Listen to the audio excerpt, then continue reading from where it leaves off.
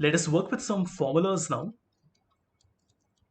Now, if you want to see a list of all the formulas that are available in OpenPy Excel, you can simply write from OpenPy Excel dot utils. You want to import formulae. Please observe the spelling carefully. And then if you simply say formulae and you run it, it will give you a list of all the different formulas that are available here. It's quite a long list. Now let's write a formula on Excel manually, and then we will try to do the same thing using Python. So let's go back to the samples workbook. And I will write two formulas here. So in the cell P2, we will write, or let's say in the cell Q2, we will write equal to average of all the values in column H. So from H2 till H100. So this would be average of H2 colon H100, and the result is 4.18.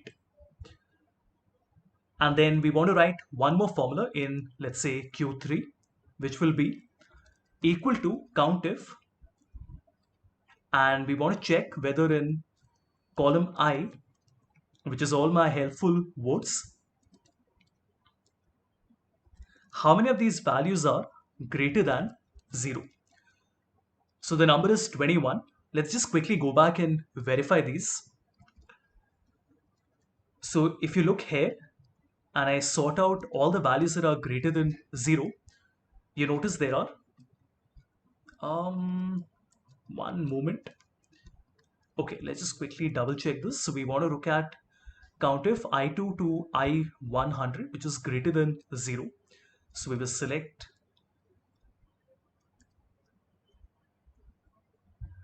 greater than 0 and we get 21 values there, right?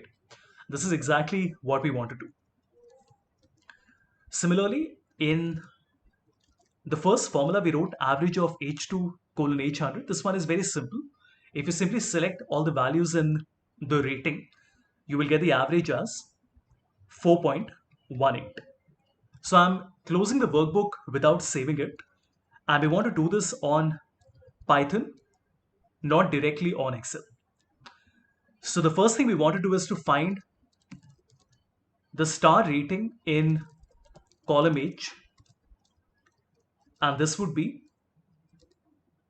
that in our sheet in Q2 we want to write our formula, which is equal to average and then H2 colon H100. And let me just quickly save it. So we will say workbook dot save, and our file name is equal to, let's say, sample underscore formulas dot xlsx. And there seems to be some problem. Let's quickly check.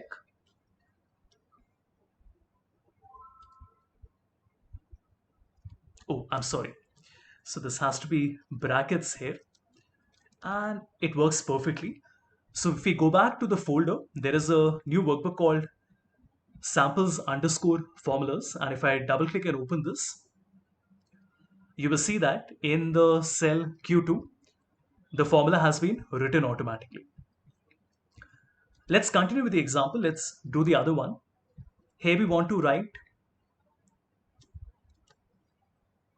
the helpful votes in column I.